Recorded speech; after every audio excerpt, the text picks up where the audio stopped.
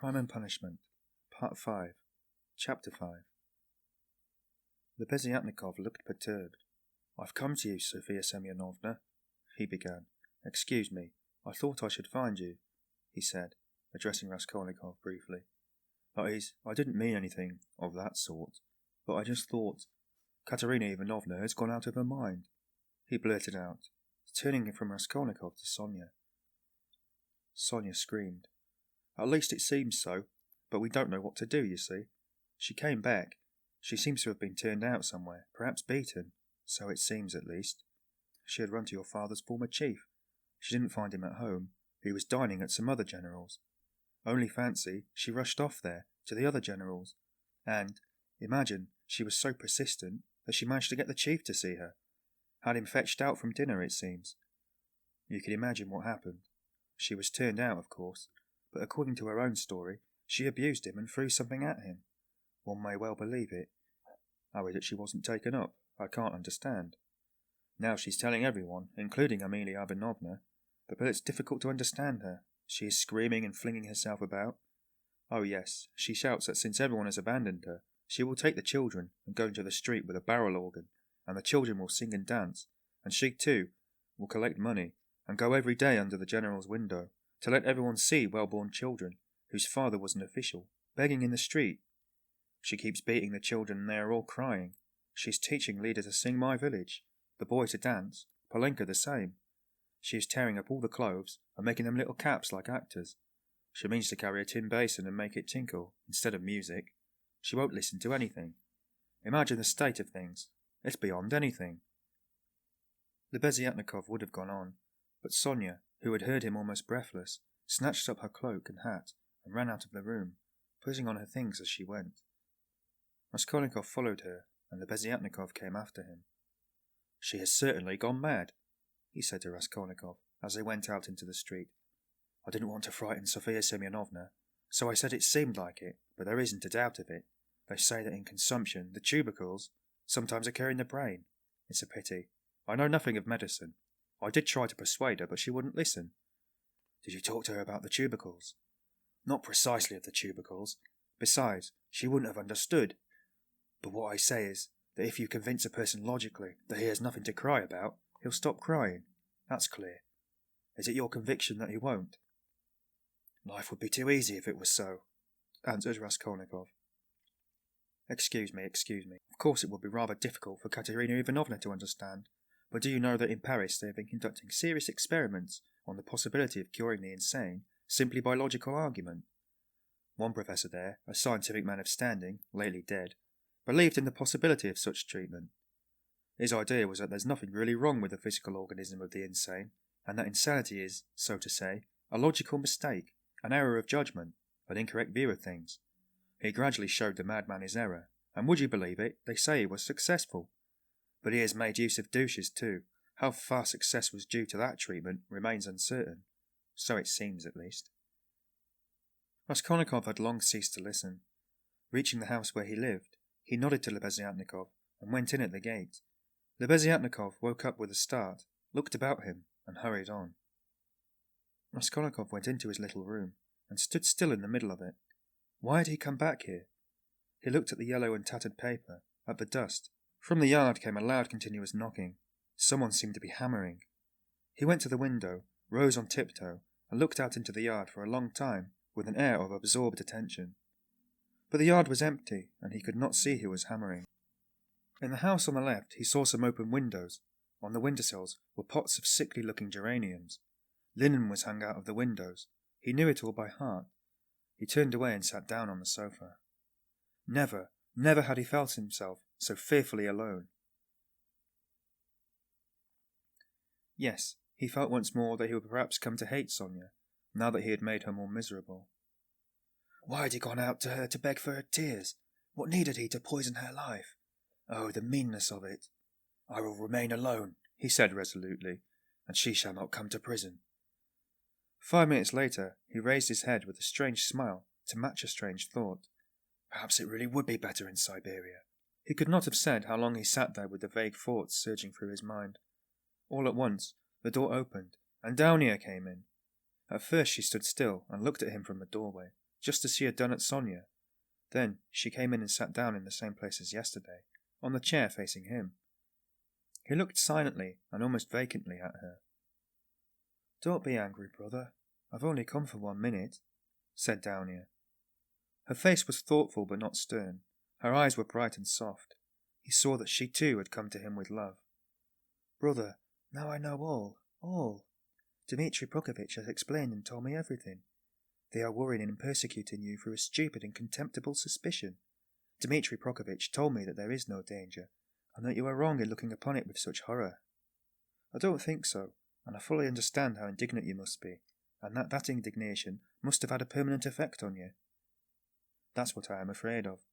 As for your cutting yourself off from us, I don't judge you. I don't venture to judge you, and forgive me for having blamed you for it. I feel that I too, if I had so great a trouble, should keep away from everyone. I shall tell Mother nothing of this, but I shall talk about you continually. I shall tell her from you that you will come very soon. Don't worry about her. I will set her mind at rest. But don't you try her too much. Come once at least. Remember that she is your mother. And now I have come simply to say," Downia began to get up, "that if you should need me, or should need all my life or anything, call me and I'll come. Goodbye." She turned abruptly and went towards the door. "Downia!" Raskolnikov stopped her and went towards her. "That Razumikin, Dmitri Prokofitch, is a very good fellow." Downia flushed slightly. "Well?" she asked, waiting a moment. "He is competent, hard-working, honest and capable of real love. Goodbye, Downia." Downia flushed crimson, then suddenly she took alarm. "But what do you mean, brother? Are we really parting forever? That you give me such a parting message?" "Never mind. Goodbye." He turned away and walked to the window. She stood a moment, looked at him uneasily, and went out troubled. No, he was not cold to her. There was an instant, the very last one, when he had longed to take her in her arms and say goodbye to her, and even to tell her, but he had not even dared to touch her hand. Afterwards she may shudder when she remembers that I embraced her, and will feel that I stole her kiss. And would she stand that test? He went on a few minutes later to himself. No, she wouldn't. Girls like that can't stand things. They never do. And he thought of Sonia. There was a breath of fresh air from the window. The daylight was fading. He took up his cap and went out. He could not, of course, and would not consider how ill he was, but all this continual anxiety and agony of mind could not but affect him. If he were not lying in high fever, it was perhaps just because this continual inner strain helped to keep him on his legs and in possession of his faculties. But this artificial excitement could not last long. He wandered aimlessly. The sun was setting. A special form of misery had begun to oppress him of late. There was nothing poignant, nothing acute about it, but there was a feeling of permanence, of eternity about it. It brought a foretaste of hope. Less years of this cold, leaden misery, a foretaste of an eternity on a square yard of space. Towards evening, this sensation usually began to weigh on him more heavily. With this idiotic, purely physical weakness, depending on the sunset or something, one can't help doing something stupid. You'll go to Downia, as well as to Sonia, he muttered bitterly. He heard his name called. He looked round. Lebeziatnikov rushed up to him. Only fancy, I've been to your room looking for you. Only fancy she's carried out her plan and taken away the children. Sophia Semyonovna and I have had a job to find them.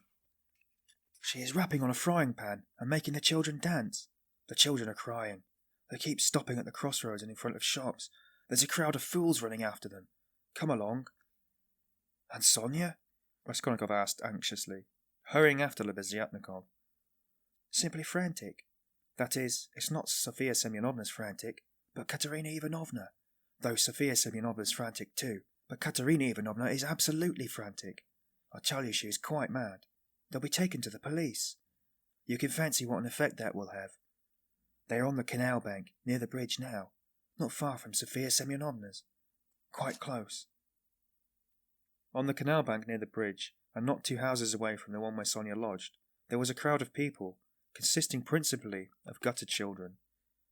The hoarse, broken voice of Katerina Ivanovna could be heard from the bridge, and it certainly was a strange spectacle, likely to attract a street crowd. Katerina Ivanovna, in her old dress with the green shawl, wearing a torn straw hat, crushed in a hideous way on one side, was really frantic. She was exhausted and breathless. Her wasted, consumptive face looked more full of suffering than ever, and indeed out of the doors in the sunshine, a consumptive always looks worse than at home.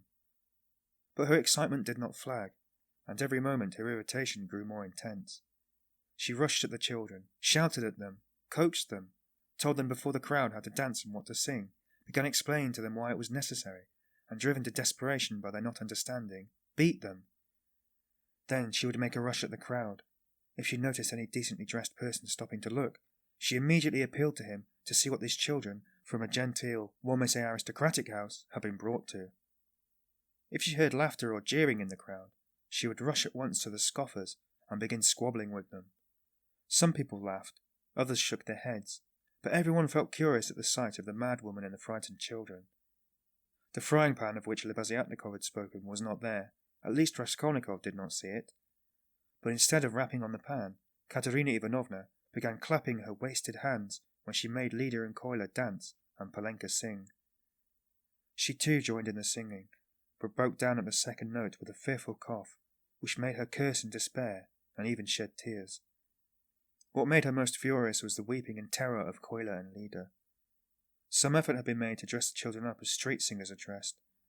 The boy had on a turban made of something red and white to look like a Turk. There had been no costume for Lida. She simply had a red knitted cap, or rather a nightcap that had belonged to Marmeladov, decorated with a broken piece of white ostrich feather, which had been Katerina Ivanovna's grandmother's, and had been preserved as a family possession. Polenka was in her everyday dress. She looked in timid perplexity at her mother, and kept at her side, hiding her tears. She dimly realized her mother's condition, and looked uneasily about her. She was terribly frightened of the street and the crowd.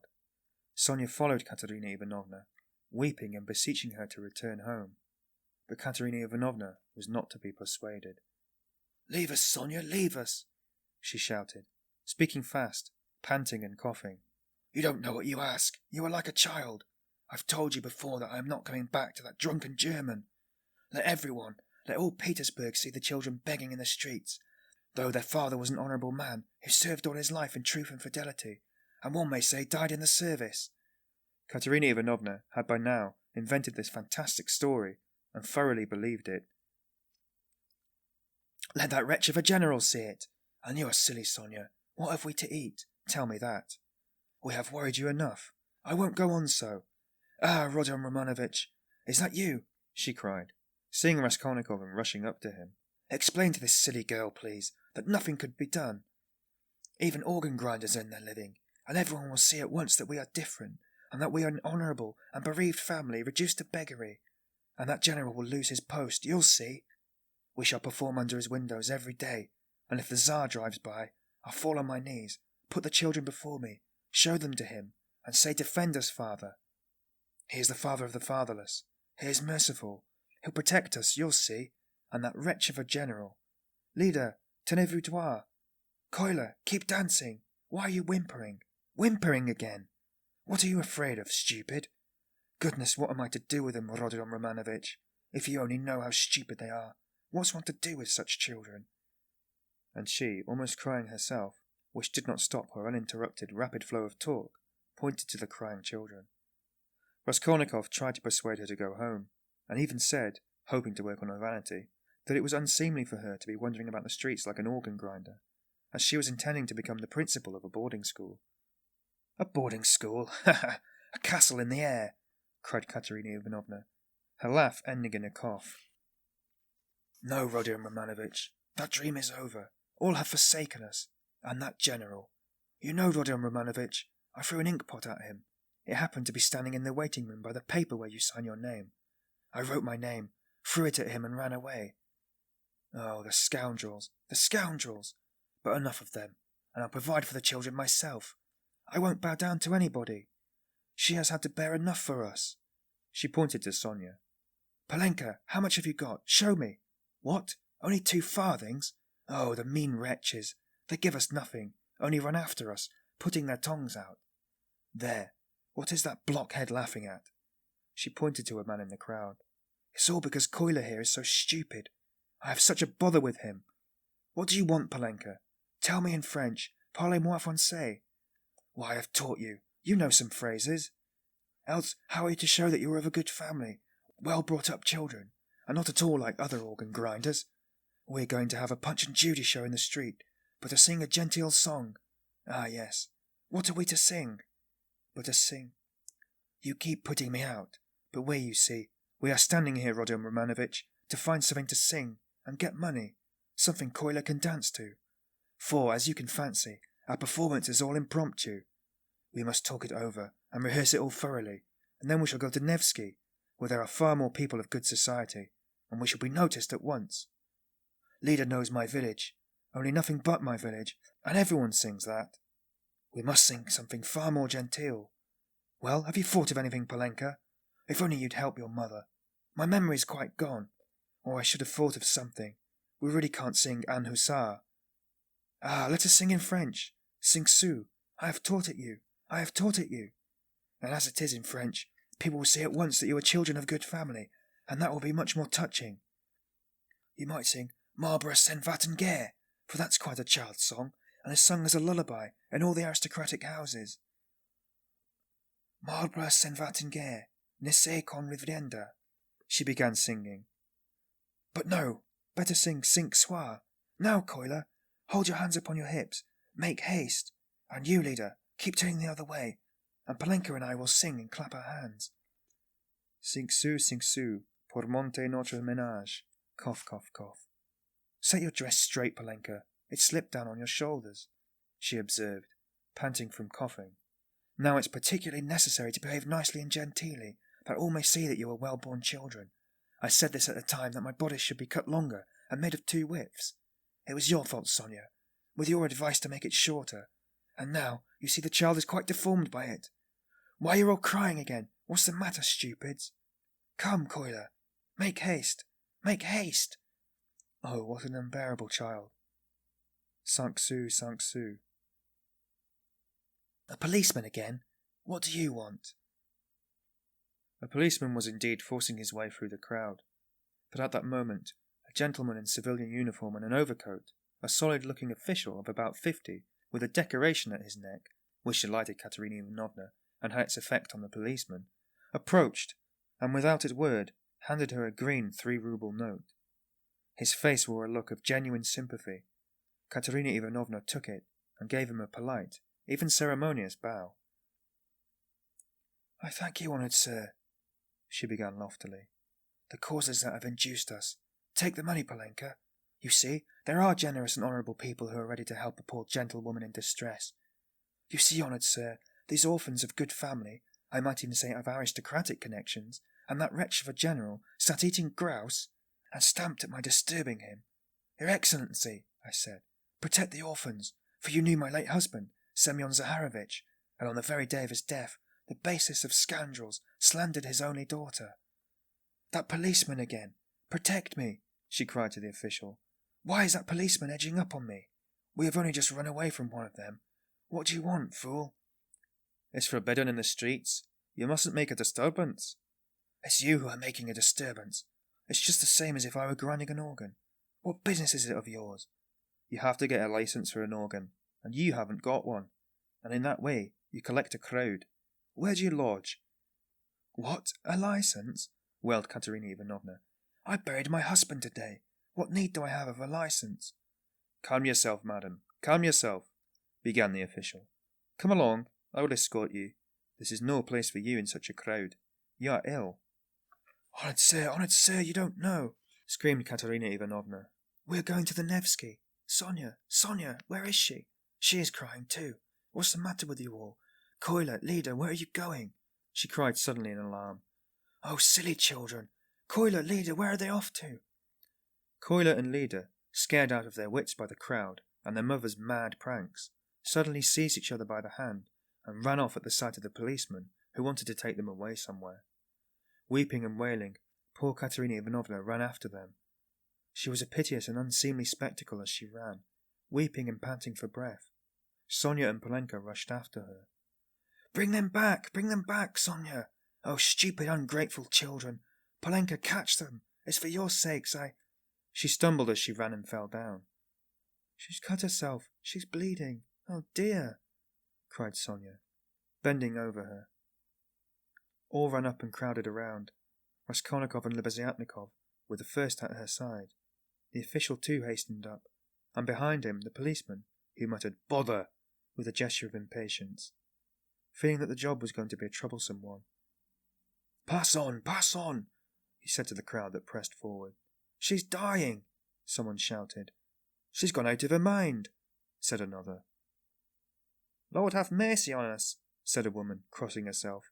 "Have they taught the little girl and the boy? They're being brought back. The elder one's got them. Ah, the naughty imps." When they examined Katerina Ivanovna carefully, they saw that she had not cut herself against a stone, as Sonia thought, but that the blood that stained the pavement red was from her chest. "I've seen that before, muttered the official to Raskolnikov and Lebeziatnikov. "That's consumption. The blood flows and chokes the patient. I saw the same thing with a relative of my own not long ago. Nearly a pint of blood, all in a minute. What's to be done, though? She is dying." This way to my room," Sonia implored. "I live here. See that house, the second from here. Come to me, make haste." She turned from one to the other. "Send for the doctor. Oh dear!" Thanks to the official's efforts, this plan was adopted, the policeman even helping to carry Katerina Ivanovna. She was carried to Sonia's room, almost unconscious, and laid on the bed. The blood was still flowing, but she seemed to be coming to herself. Raskolnikov, Lebeziatnikov, and the official accompanied Sonia into the room, and were followed by the policeman, where he had driven back the crowd, which followed to the very door. Polenka came in holding Koyla and Lida, who were trembling and weeping. Several persons came in too from the Kapernamov's room. The landlord, a lame one-eyed man of strange appearance, with whiskers and hair that stood up like a brush, his wife, a woman with an everlastingly scared expression, and several open-mouthed children with wonder-struck faces. Among all these, Svidrigailov suddenly made his appearance. Raskolnikov looked at him with surprise, not understanding where he had come from, and not having noticed him in the crowd. A doctor and priest were spoken of. The official whispered to Raskolnikov that he thought it was too late now for the doctor, but he ordered him to be sent for. Kapernamov ran himself. Meanwhile, Katerina Ivanovna had regained her breath. The bleeding ceased for a time. She looked with sick but intent and penetrating eyes at Sonia, who stood pale and trembling, wiping the sweat from her brow with a handkerchief. At last, she asked to be raised. They sat her up on the bed, supporting her on both sides. "Where are the children?" she said in a faint voice. "You've brought them, Polenka. Oh, the sillies! Why did you run away? Ah!" Once more her parched lips were covered with blood. She moved her eyes, looking about her. "So this is how you live, Sonia. Never once have I been in your room." She looked at her with a face of suffering. "We have been your ruin, Sonia. Polenka, Lida, Koyla, come here." "Well, here they are. Sonia, take them all. I hand them over to you. I've had enough. The ball is over." Cough. "Lay me down. Let me die in peace." They laid her back on the pillow. "What? The priest? I don't want him. You haven't got a rouble to spare. I have no sins. God must forgive me without that. He knows how I have suffered, and if he won't forgive me, I don't care." She sank more and more into uneasy delirium. At times she shuddered, turned her eyes from side to side, recognized everyone for a minute, but at once sank into delirium again. Her breathing was hoarse and difficult. There was a sort of rattle in her throat. "I said to him, Your Excellency," she ejaculated, gasping after each word, "that Amalia Lugwidovna. Ah, Lida, Koyla, hands on your hips. Make haste. Glissez, glissez, par le basque. Tap with your heels, be a graceful child. Du hast Diamanten and Perlen. What next? That's the next thing to sing. Du hast die Chance and Organ. Madchen, du willst du mehr. What an idea! Was willst du mehr? What things the fool invents! Ah, yes. In the heat of midday, in the Vale of Dagestan. Ah, how I loved it. I loved that song to distraction, Polenka. Your father, you know, used to sing it when we were engaged. Oh, those days. Oh, that's the thing for us to sing. How does it go? I've forgotten. Remind me, how was it?" She was violently excited and tried to sit up. At last, in a horribly hoarse, broken voice, she began, shrieking and gasping at every word, with a look of growing terror. "In the heat of midday, in the vale of Dagestan, with lead in my breast. Your Excellency!" she wailed suddenly with a heart-rending scream and a flood of tears. "Protect the orphans! You have been their father's guest, one may say aristocratic." She came to herself with a start, and gazed at all with a sort of terror, but at once recognized Sonia. "Sonia! Sonia!" she articulated softly and caressingly, as though surprised to find her there. "Sonia, darling, are you here too?" They lifted her up again. "Enough, it's over. Farewell, poor thing. I am done for. I am broken," she cried with vindictive despair, and her head fell heavily back on the pillow. She sank into unconsciousness again, but this time it did not last long. Her pale, yellow, wasted face dropped back. Her mouth fell open. Her leg moved convulsively. She gave a deep, deep sigh, and died. Sonia fell upon her, flung her arms about her, and remained motionless with her head pressed to the dead woman's wasted bosom. Polenka threw herself at her mother's feet, kissing them and weeping violently. Though Koyla and Lida did not understand what had happened, they had a feeling that it was something terrible. They put their arms round each other's little shoulders, stared straight at one another, and both at once opened their mouths and began screaming. They were both still in their fancy dress, one in the turban, the other in the cap with the ostrich feather. And how did the certificate of merit come to be on the bed beside Katerina Ivanovna? It lay there by the pillow. Raskolnikov saw it. He walked away to the window. Lebeziatnikov skipped up to him. "She is dead," he said. "Rodion Romanovich, I must have 2 words with you," said Svidrigailov, coming up to them. Lebeziatnikov at once made room for him, and delicately withdrew. Svidrigailov drew Raskolnikov farther away. "I will undertake all the arrangements, the funeral and so on.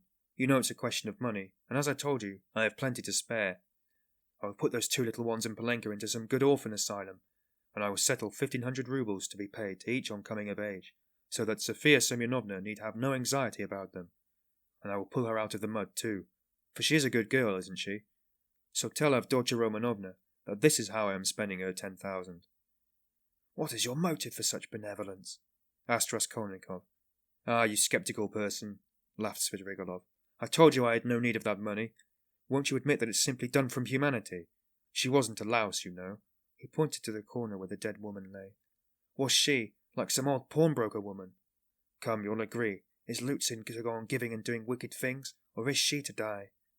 And if I didn't help them, Polenka would go the same way."